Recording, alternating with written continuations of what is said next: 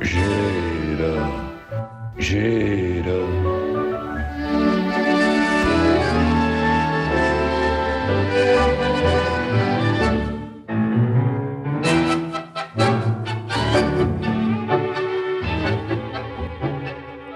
Claro, tiene usted razón. Bueno, es que efectivamente Robert Redford era un gran actor, era un actor estupendo. Y además Santos era uno de esos antipáticos, esto le sonará, uno de esos antipáticos que le cae bien a todo el mundo. Ya.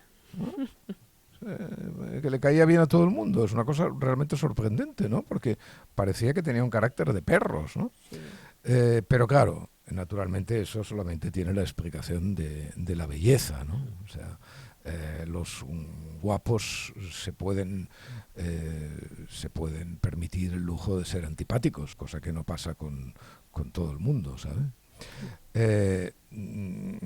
Ya sabe que todo esto yo lo digo siempre, dado el boomer que soy, lo digo no porque yo sepa nada de guapos o feos, porque ya sabe que yo de eso no entiendo, ¿no? Yeah.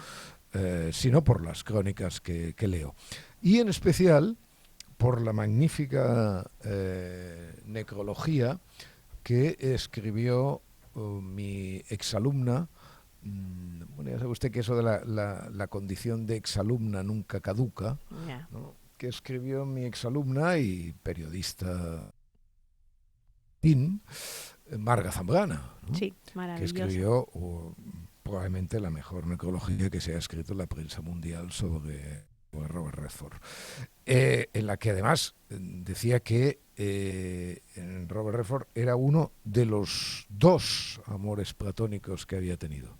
Ajá. ¿Comprende? De Siendo los el dos. otro. Okay.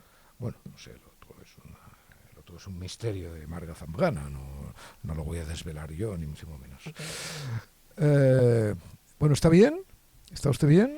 Yo estoy muy bien, la verdad es que lo de Robert Redford fue un poco triste, sí. Pero bueno, ahí ya, quedan sus pero películas. está bien. Estoy Robert muy Redford bien. tuvo Yo una siempre larga estoy vida. bien. Bueno, yo lo digo porque yo estoy en Palma de Mallorca y estoy mejor que usted. Porque, claro, Eso aquí, desde luego, eso por supuesto.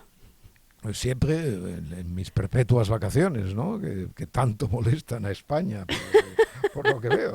Soy la única persona que no puede tomarse vacaciones, porque, en fin, bueno. Hubo un tiempo en que no se tomaba nada. Usted No es escribía verdad, en no es su, verdad. en Yo su blog siempre. diariamente a las 11 de la mañana sin faltar un día. Sí, pero vacaciones tomaba igual.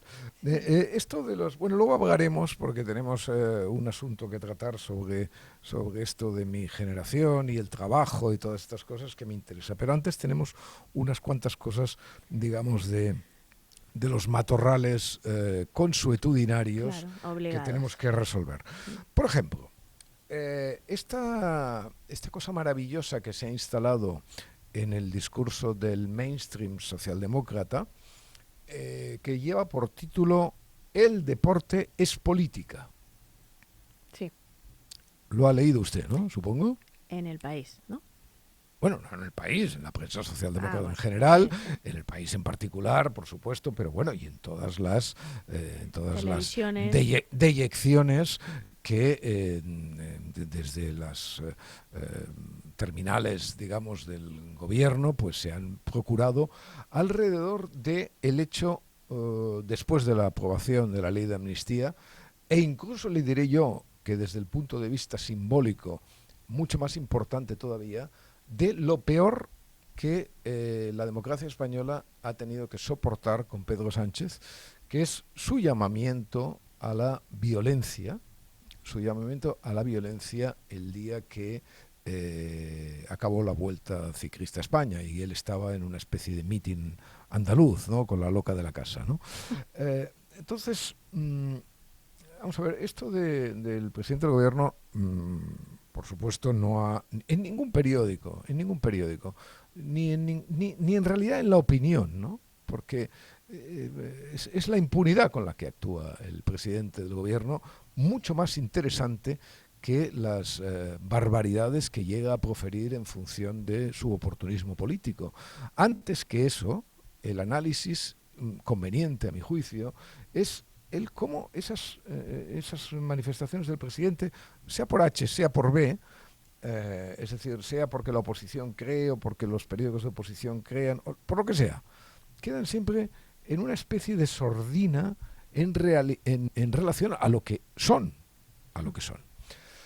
Porque mire, esto del llamamiento a la violencia, como usted puede comprender, lo he pensado bastante. No es una cosa que improvise en el fuego de nuestra conversación, ¿no? ¿Por qué? Porque mire, el concepto de violencia fue, de lo que es violencia, de lo que no es violencia, fue una de las cuestiones más debatidas cuando el proceso. Sabe usted que yo seguí con auténtica pasión esas sesiones del juicio, y siempre estábamos dándole vueltas a lo que era violencia, ¿no? Claro, por violencia se entiende normalmente, pues eso, un puñetazo, un golpe, en fin, o algo peor, ¿no? Pero es que hay algo en el sistema democrático que evidentemente ha de ser siempre caracterizado como violencia, ¿no? Que es la interrupción de un acto legal, ¿m?, del cual además están participando miles y miles de ciudadanos, ¿no? Es decir, cuando hay una conferencia en la universidad y viene un grupo de facinerosos a interrumpirla con sus gritos, aunque no toquen a nadie, aunque no toquen a nadie, aunque tengan, como suelen tener gracias a la magnanimidad de los magníficos rectores, el paso libre, el hecho de que profieran un grito e impidan que otro hable, eso es un acto de violencia. Y cuando el presidente del gobierno llama a interrumpir, dice, en el colmo del cinismo, o lo dicen sus escribas, pacíficamente, Claro. a interrumpir pacíficamente el desarrollo de algo que interesa a muchos más ciudadanos de los que están interesados en aquel momento en interrumpir la voltrista, ¿no? Claro. Y que luego provocan pues la serie de incidentes tal. Bueno, que esto se haga desde la presidencia del gobierno, bueno, solo hay un precedente, y lo escribí el otro día en el periódico. El precedente, como siempre, en tantas cosas, en vanguardia siempre de lo peor de España, es Cataluña.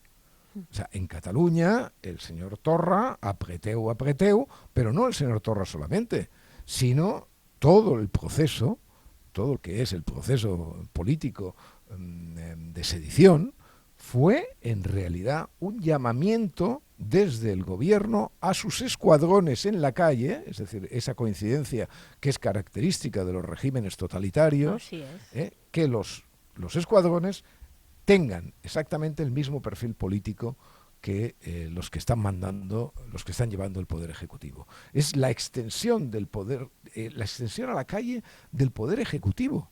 Imagínese usted, ¿no? Pero claro, esto, evidentemente, la necedad cognitiva, porque yo creo que ya ni siquiera es mala fe a veces por parte del gobierno, ¿no? Es que estas cosas ni siquiera se las plantean porque les deben parecer auténticos miriñaques éticos, ¿no? O sea, auténticas majaderías de personas que tenemos efectivamente la piel fina, ¿no? Bueno, es muy serio esto. Sí. Sienta un precedente. Es muy serio, Muy porque peligroso. además evidentemente habilita Exacto. a cualquier otra persona que considere que la moral que él representa o encarna está por encima de la ley, pues a saltársela en cualquier momento, ¿no? Uh-huh. Si el presidente del gobierno es evidentemente el que nos está llamando a la interrupción legal, a la interrupción violenta de un acto determinado, ¿no?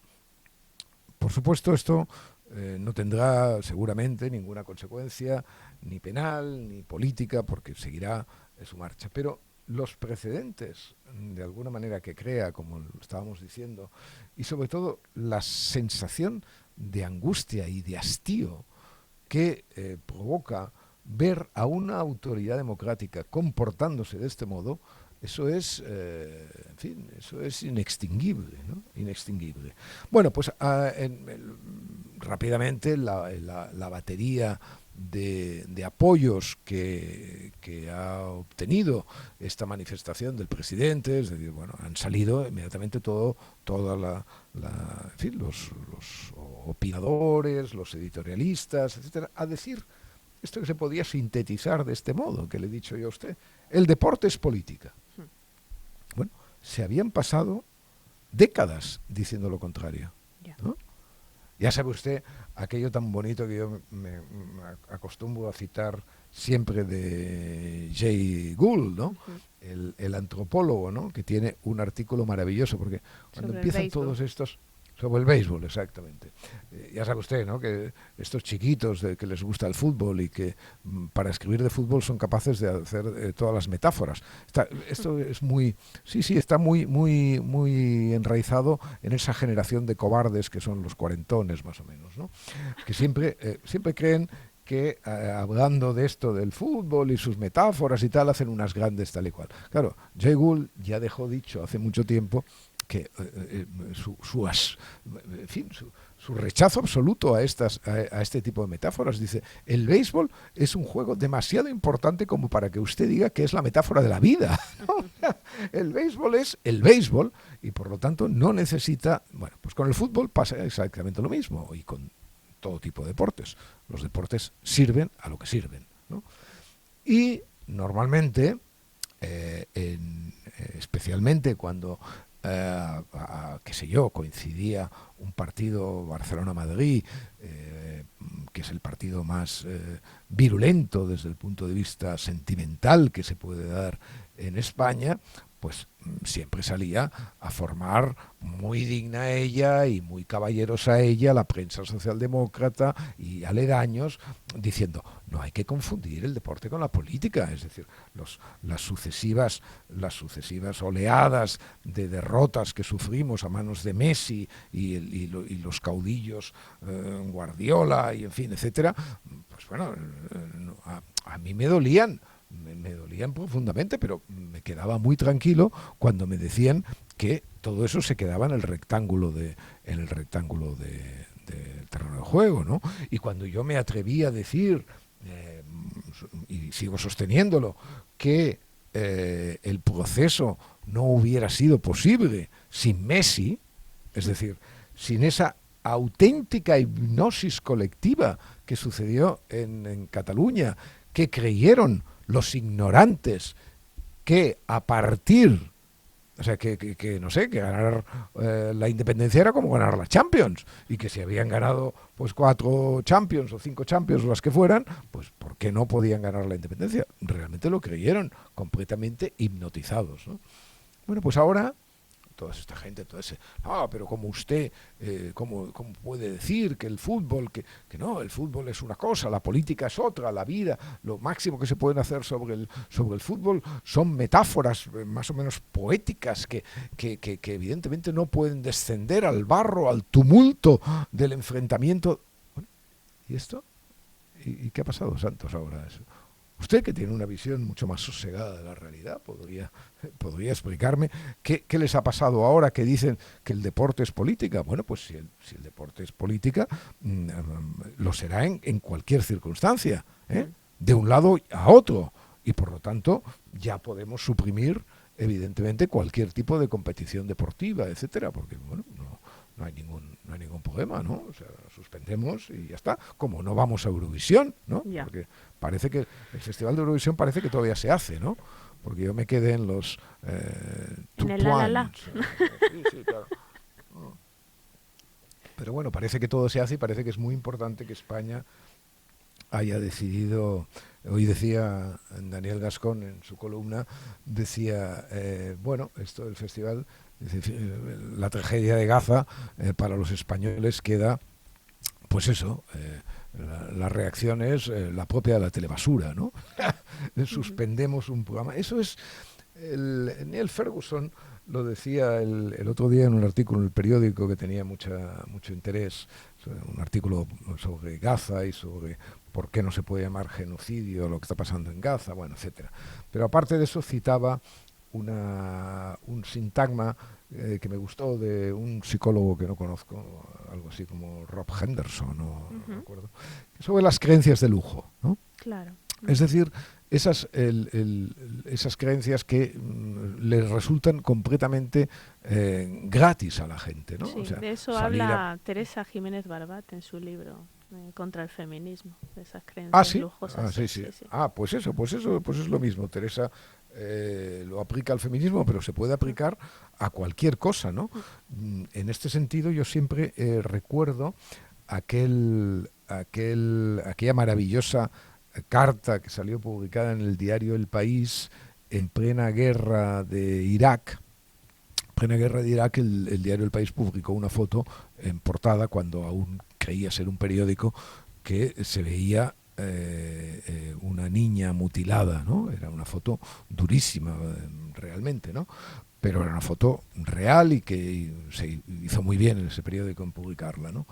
Y entonces al día siguiente o a los 2 días sale un ciudadano consciente, un ciudadano de esos como los que echaban vallas a la policía, tiraban vallas a la policía el otro día, un ciudadano con pañuelo palestino, lo que fuera, diciendo, oiga, yo he ido a todas las manifestaciones contra la guerra y todo eso, he estado participando, tal y cual, y añadía, Santos, añadía, pero ¿cómo ustedes no me hacen el favor? ¿Cómo ustedes pueden llegar a interrumpirme, a hacer que se me atragante el croissant del desayuno con la foto que ustedes publican hoy, publicaron ayer en la portada del periódico? O sea, estas son las creencias de lujo.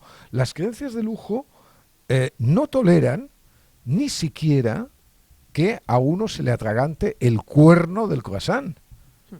Porque sí, ir a manifestaciones con los niños allí, con los cochecitos, mientras luce el sol, en la Castellana o en el Paseo de Gracia, todas estas cosas pues son agradabilísimas, no cuestan nada, son comodísimas, ¿no?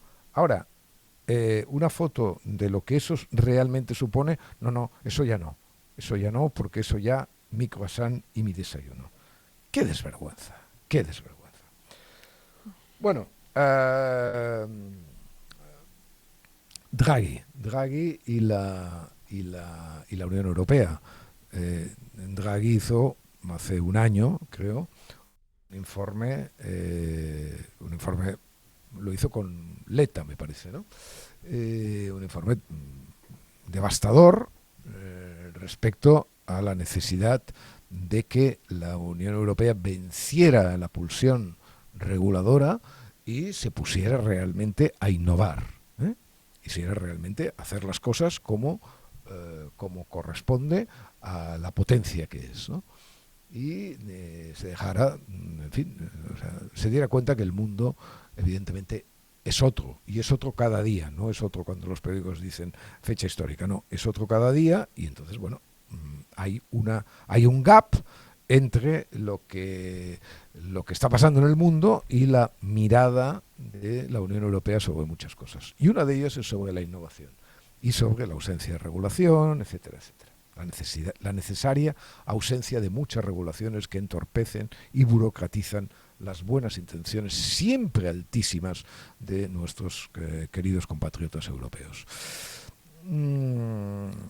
Bueno, un año después Draghi dice que el 90% de las recomendaciones de su informe no se han cumplido y que Europa necesita todavía un esfuerzo, una adición mayor de esfuerzo económico,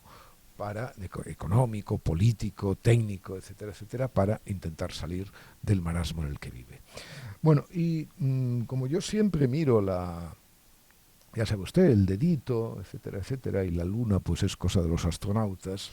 Yo al fin y al cabo soy un poeta. Soy un poeta, puedo mirar el dedo con absoluta legitimidad. Pues, perdone que beba porque tengo la garganta un poco tomada.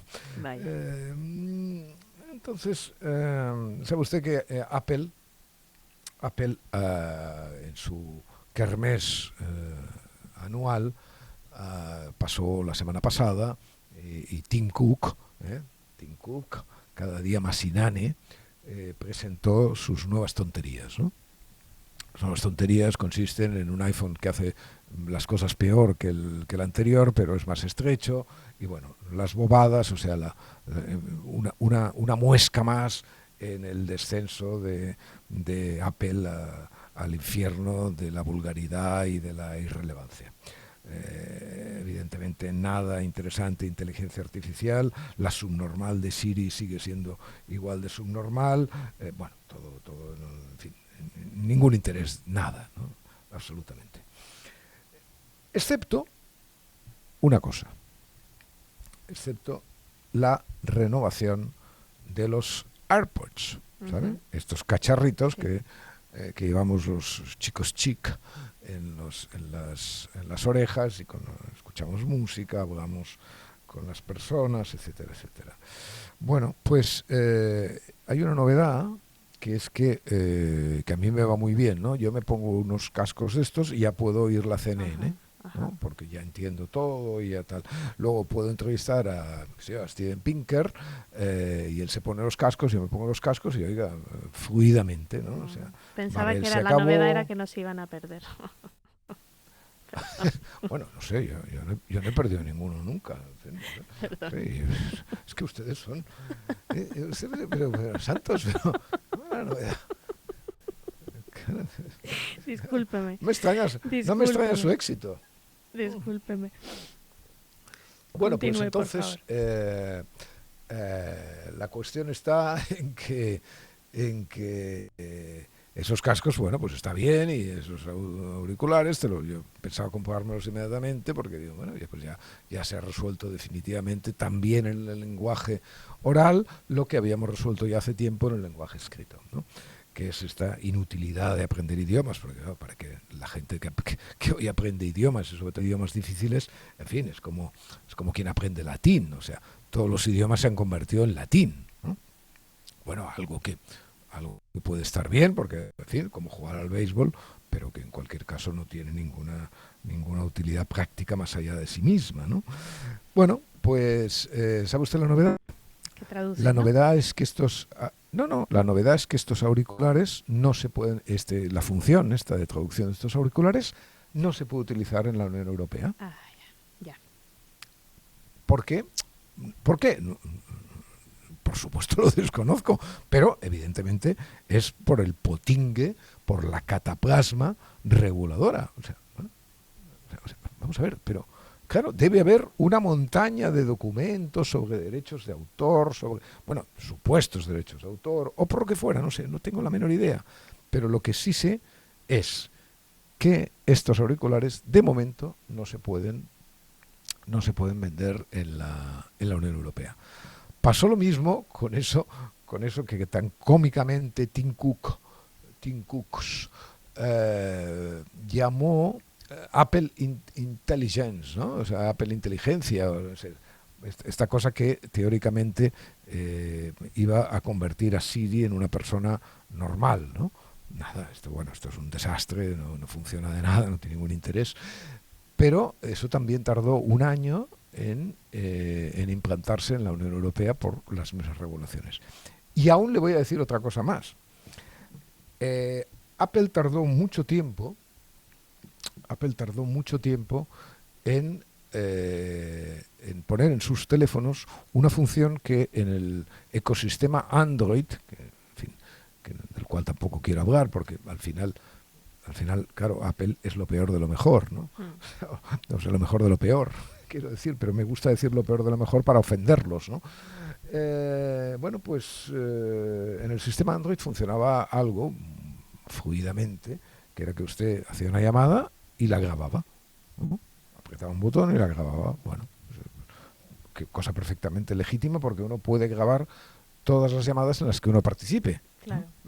Lo que no es legal es grabar Claro, sin el conocimiento de las personas, pero en la que uno participe sí, ni siquiera tiene por qué dar una explicación a la persona con la que está hablando, usted puede grabarlo. Bueno, eso pasaba en el sistema Android. Apple lo incorporó hace un par de años, una cosa así. Bueno, ¿sabe usted que esta función tampoco puede ser Mm. utilizada en los teléfonos de la Unión Europea? Bueno, pues nada, que venga Draghi y lo vea y nos solucione todo. Mm. A todo esto, como estoy en Mallorca, tengo que hablarle de la sobrasada. Ah, ujú.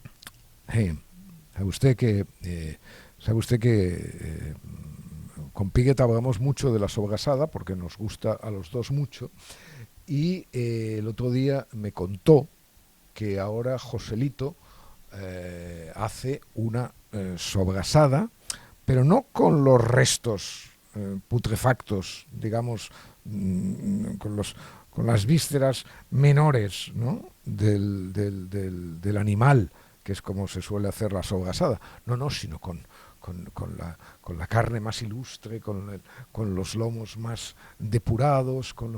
Bueno, estábamos comentando esto con Piguet, y fíjese usted cómo es, y qué agudeza tiene y qué sensibilidad. Me dijo, sí, está muy bien esto de José, por supuesto, claro, como siempre ennoblece todo, como siempre hace tal, pero ¿quieres que te diga algo? Prefiero la de Mallorca. Porque, y entonces le pregunté todo asombrado, y digo, ¿pero por qué? Dice, no, por la malicia, por la malicia. Por la malicia. Es que, amiga mía, ya sabe usted, cuando el cerdo quiere ser jamón... Solo puede ser Joselito. Bueno, y hablemos del catalán. Hablemos del catalán, porque del catalán siempre hay que hablar, ¿no? Sí, sobre todo usted. No, pero bueno, pero usted está al caso de lo que ha pasado, ¿no? Claro, sí. Que pactó el gobierno con Junts, que las empresas grandes atiendan al cliente en catalán, ¿no? Las lenguas cooficiales. Bueno, esto es por supuesto, esto no tendrá ninguna posibilidad de ser, entre otras cosas porque yo creo que esto va a convocar la desobediencia civil generalizada, ¿no? Si es que alguna vez eso sucediera, ¿no? Por supuesto, es una de esas creencias lujosas que además no paga nadie, ¿no? Porque evidentemente ni la va a pagar uno ni la va a pagar otro. Si hay que pagar algo, digamos, de burocracia, de tiempo, de horas, incluso no sé, de sanciones o de reglamentos que nadie va a cumplir, por supuesto, vamos a ser los ciudadanos. Ya, Pero esto coincide con una noticia que leí, que una pareja se había quedado encerrada en un parking porque la mujer que atendió al otro lado del teléfono de atención al cliente les pedía hablar en español, en castellano, y ellos se negaban y seguían hablando en catalán. Y entonces la señora decía, no les entiendo, hablen en español. Todo por las redes, no sabemos cómo salieron de ahí. Siguen ahí, bueno, hombre, es que no puede ser, es que ¿a quién se le ocurre realmente? Es que la opresión sobre la lengua catalana ya es terrible. Te castigan a quedarte a dormir en un parking. Es que, en fin, intolerable. Pero bueno, no, pero yo de esto del catalán, de lo que quiero hablar es de Albiol, ¿no? Albiol, que es un personaje políticamente, es un tipo simpático y muy alto, jugó al baloncesto, pero es un hombre políticamente siniestro. Albiol es el alcalde de Badalona y es aquel hombre, no lo olvidemos nunca, que hizo unos carteles electorales con una bayeta o con una escoba diciendo que había que limpiar, ¿eh? Poca broma, ¿eh? O sea, eso está casi a la altura del presidente del gobierno, ¿eh? Lo que pasa es que Albiol era un candidato que había que limpiar los inmigrantes, etcétera. Bueno, este hombre ha firmado ahora, se ha adherido ahora a el pacto ese lingüístico que todos los nacionalistas, empezando por el presidente de la Generalidad, están promoviendo en Cataluña, etcétera. Ese pacto es un pacto de los nacionalistas, ¿no?, en el que se dice sobre la lengua lo que evidentemente los nacionalistas llevan décadas repitiendo, que la lengua propia de Cataluña es el catalán. Debo decir que eso lo dice el estatuto, naturalmente, con lo cual se califica inmediatamente de lengua impropia al castellano, que es la lengua de la mayoría de los catalanes. Y se dicen otras cosas como que la lengua es el principal medio de cohesión y de identidad de los catalanes, ¿no? Barbaridad, pues supina donde las haya, pero bueno, una vulgar barbaridad del nacionalismo. Bueno, pues el señor Albiol se ha adherido a Badalona al pacto y firma un documento que yo he leído en el cual expresa exactamente con estas palabras, ¿no?, lo de la cohesión, lo de la identidad, lo de la lengua propia, su asentimiento.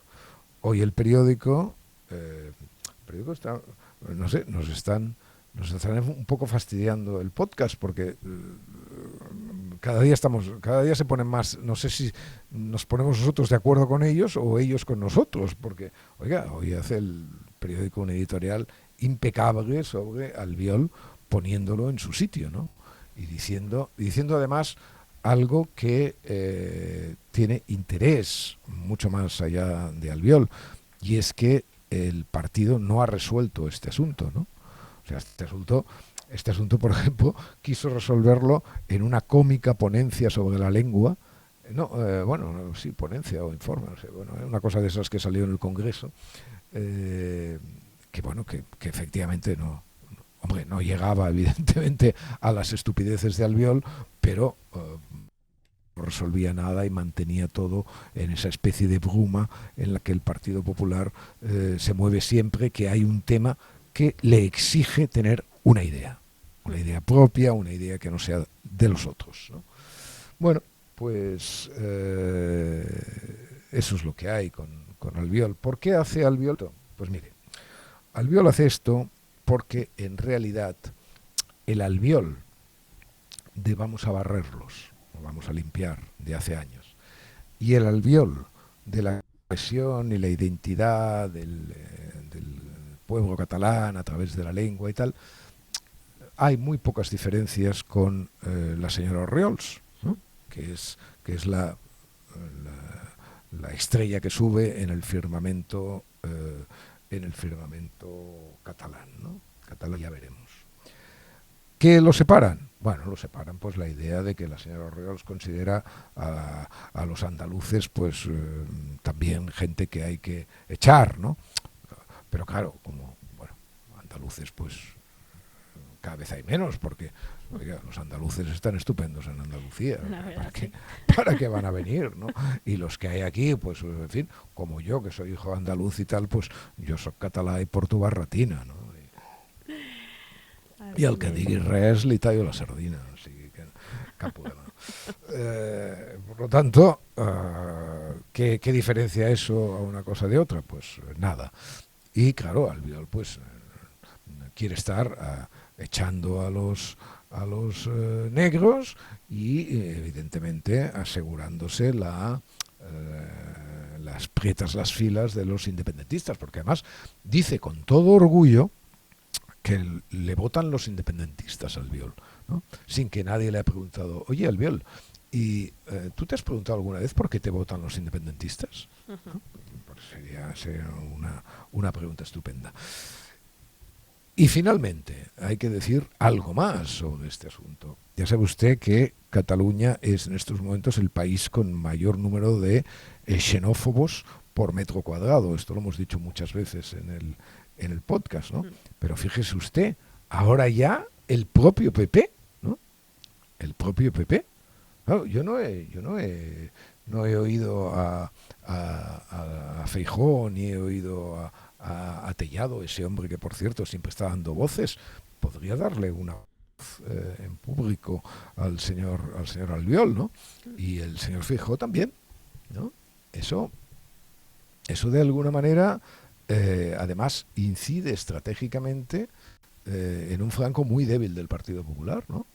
Porque el Partido Popular sufre en Cataluña amenazas crecientes de que Vox se le lleve buena parte de su electorado y de que incluso se las lleve Alianza Catalana, ¿no? Bueno, pues la táctica de Albiol de hacerse pasar por un alianzo catalán, ¿no? No sé, debería ser puesta en tela de juicio por los dirigentes del partido, entre otras cosas porque el eco de esas manifestaciones de Albiol desde luego no se queda en Cataluña, ¿eh? Ese eco es un eco negativo, por supuesto, que se expande, Claro. cual metástasis al resto de España. Bueno, y ahora viene esto que le comentaba antes.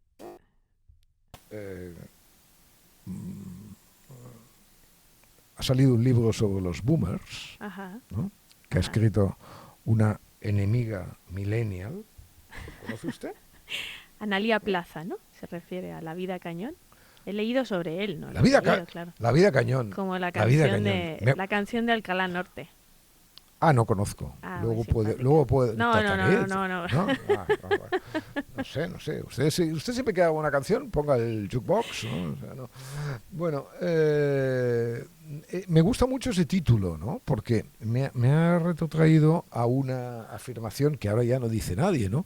Pero yo, orgulloso boomer, recuerdo muy bien cuando decíamos, veíamos una tía por la calle con unas formas determinadas y decía, joder, esta tía está cañón, Claro. esta tía está cañón. ¿Usted llegó a oírlo? ¿Ha llegado a oírlo eso? Sí, ¿A su padre o algo claro, así? por supuesto. Sí. Esta tía está cañón, esta tía está cañón. Bueno, pues me gusta mucho. Bueno, no he leído el libro y hoy he leído una columna de Luz Sánchez Mellado que toda así sulfurada, los fugots, que dice, no, es que ¿por qué escriben contra los boomers? Los boomers son los que los mantienen a ellos y tal. Claro, pero ya sabe usted, ¿no? Que los boomers pensionistas dan de comer a muchos millennials hambrientos, ¿no? Sí. Y tiene toda la razón Luz, tiene toda la razón, el orgullo boomer, hombre, no sé qué. Bueno, pero el otro día salió un artículo, porque los boomers tenemos también nuestro periódico, que es el Telegraph, ¿eh? Ya. Usted sabe, usted lee el Telegraph. A veces sí, claro. Bueno, pues el Telegraph tiene dos cosas muy buenas, que es el diario de los boomers y que tiene una magnífica sección de viajes, ¿no? Y bueno, entonces es el boletín oficial de los boomers, y el otro día lo leyó aquello, ¿no? Un texto, los boomers han vivido mejor que sus padres y que sus hijos, y decía unas cosas muy divertidas. Enumérelas, si lo tiene ahí a mano. Sí. Bueno, el título lo decía todo. Bebedores duros, protestones y un aumento de las enfermedades de transmisión sexual. Todo esto en los individuos sobre 60 años, ¿no? Porque son los nuevos mayores de 60 años la generación más salvaje, decía. ¿Okay? Y entonces decía que están redefiniendo la vejez, convirtiéndose en protagonistas de la protesta política y del ocio excesivo, ¿okay? En contraste con las generaciones anteriores. Claro. En cuanto a las protestas, cada vez más jubilados en las manis. Exactamente. ¿No? Salud, dinero, actitudes, la longevidad, la riqueza acumulada y una mentalidad posguerra marcada por la igualdad y la libertad individual les permiten un segundo acto vital más prolongado y activo. Los boomers socializan más, beben más que cualquier otra generación y registran aumentos de enfermedades de transmisión sexual y consumo de sustancias. Su estilo de vida nocturno incluso supera el de sus hijos más moderados y disciplinados. Y es un fenómeno global, ¿no? Que incluye a los papi boomers franceses, a las raging grannies de Estados Unidos, bueno, que es un movimiento que empezó en Canadá, o los jubilados emprendedores en Japón, ¿no? Los expertos creen que esta jubilación salvaje es una anomalía generacional, de todas maneras, fruto de una prosperidad irrepetible y difícilmente extensible a los millennials y posteriores. Me da pena que siempre se salten a las pobres Generaciones. las pobres X que estamos aquí. O sea, que están aquí.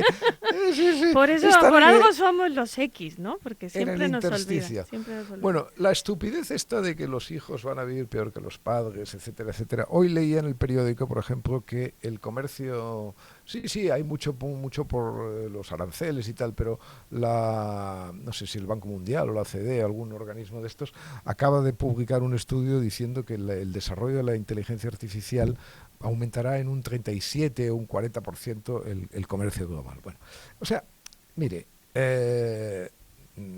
por supuesto, yo no sé qué pasará con la generación de mis hijas, de las suyas, ni sé absolutamente nada del futuro como cualquier persona sensata y razonable. Pero esto de esta especie de ajuste de cuentas sobre los boomers, ¿no? me parece realmente estupefaciente, ¿no? O sea, los boomers son gente en general que, bueno, por la prosperidad, etcétera, etcétera, empezaron a trabajar de muy jóvenes, ¿no? Yo empecé a trabajar a los 13 años, tengo a gala, y todavía, en fin, estoy de vacaciones y vengo aquí a hablar con usted. Sí. O sea, imagínese usted hasta qué punto mi vida, es decir, yo todavía no me he tirado a la Bartola, o sea, no sé, ¿quién debe ser Bartola? Porque realmente, o sea, somos una generación que ha trabajado mucho, ¿no? Y que hoy pues mantenemos a nuestros millennials o nuestros Zetas o nuestros X o todo lo que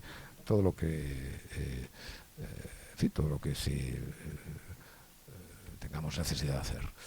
Ahora bien, hay una cuestión sobre esto de la vida buena, la vida mejor, la vida etcétera, que siempre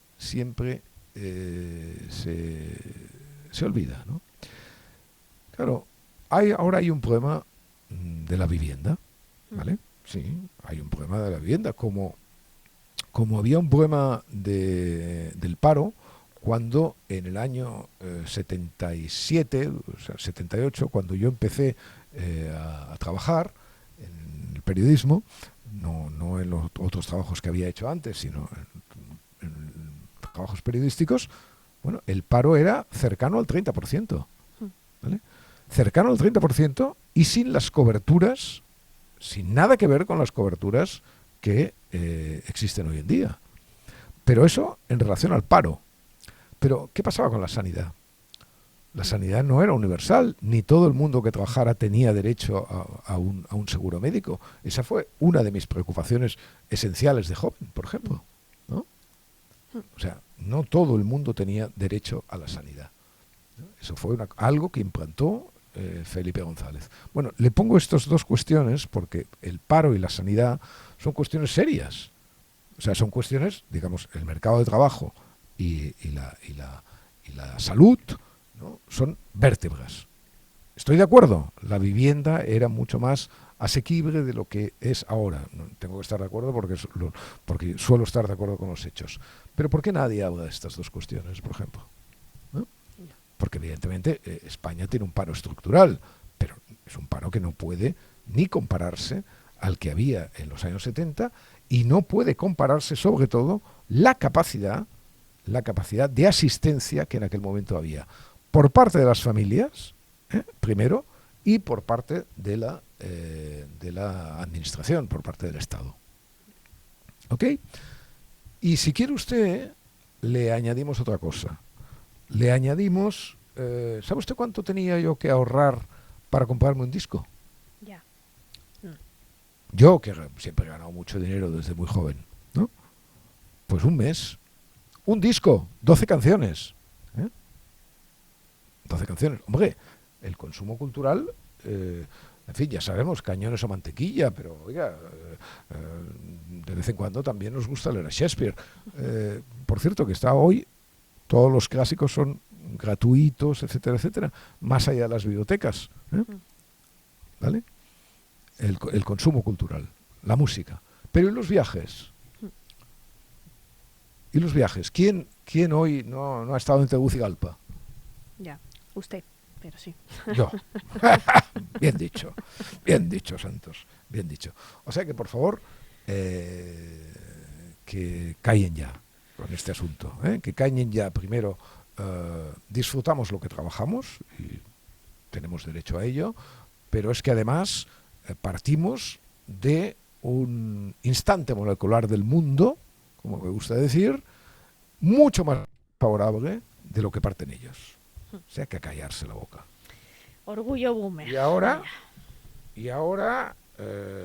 no, bueno, orgullo sabe que nada, porque orgullo la vida no tiene ningún mérito, todo es azar, Ya. y aquí nadie tiene que ser orgulloso, ni siquiera de ser maricón. ¿Vale? Y ahora ya para acabar, Ajá. tenemos que hablar de nuestro burning, ¿no? Sí. Porque este burning es muy, muy vistoso. Ujú. Es un paper que sale en la revista de Psicología Económica que se titula en inglés Ingresos y aburrimiento, evidencia de 30 países. ¿Ok? Ingresos y aburrimiento. Sí. Es que es ¿Qué fantástico. relación hay Lo que usted encuentra siempre en estos papers es que me fascina. Diga. El estudio analiza la relación entre ingresos y aburrimiento, que es esa emoción que no suele aparecer. Emoción no le llame. Eso no el aburrimiento no es una emoción. ¿No? El aburrimiento es en todo caso. La Claro que ausencia no. de emoción. Hombre, será una desemoción, una Ya. no emoción, Hombre, en fin. bueno. Siga. Que no aparece en las mediciones de bienestar económico muy pocas veces, ¿no?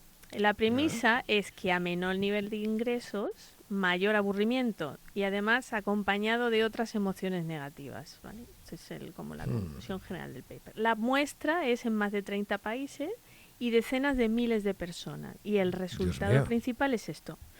Pues los pobres se aburren más y su aburrimiento es peor y peor para ellos por las consecuencias que trae.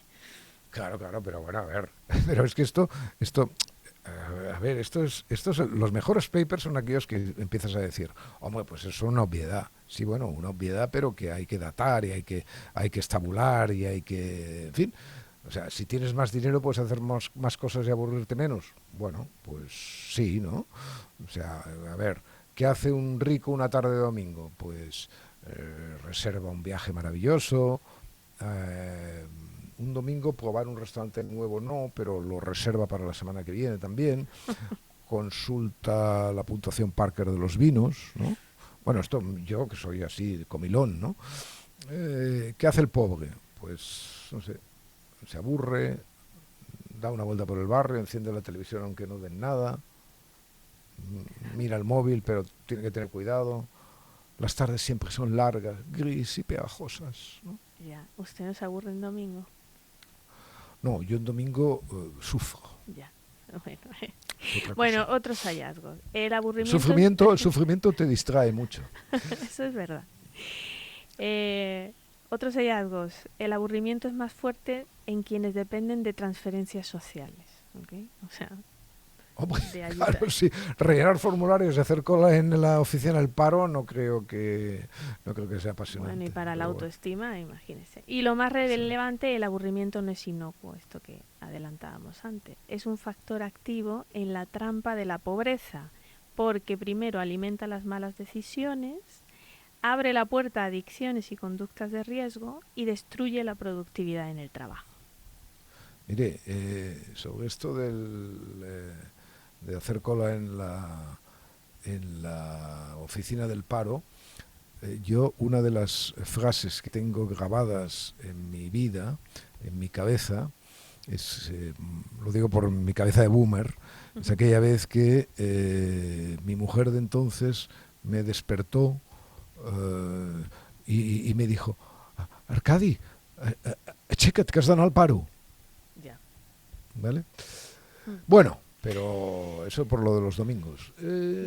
Bueno, seguramente los ricos también toman malas decisiones, ¿no? Porque también tienen sus adicciones, en fin, no sé, pero claro, ninguna de esas cosas están motivadas por el aburrimiento, claro. Si acaso por otros vicios, ¿no? La avaricia, la lujuria o el propio dinero, que es uno de los grandes antídotos, creo, contra el aburrimiento. Porque claro, no es lo mismo aburrirse en yates que en la cola del paro, ¿no? O bostezar en primera clase que en un tren atestado y con retrasos españoles. Pero, Santos, no olvide usted una de las consecuencias más poco resaltadas, pero más tremendas e impactantes del aburrimiento. ¿Sabe cuál es? ¿Cuál es? Los golpes de Estado. Ya. No hay nada peor para la estabilidad de un país que militares aburriéndose en los cuarteles. Se dijo mucho durante el 23F, por eso iban allí a Alcanar a ponerse ciegos de langostas y de tal antes de decidirse a dar el golpe de Estado, los Tejero, bueno, ya sabe usted la leyenda, ¿no? Que fueron a la Angelina, ¿no? A la Angelina ahí a comer langostinos, a ponerse ciegos y luego, pues claro, ¿quién no quiere salvar España, no? Antes que aburrirse como una ostra. Querida Santos, Dígame, ni siquiera después de oírme piense otra cosa. No. Al mundo nada le importa.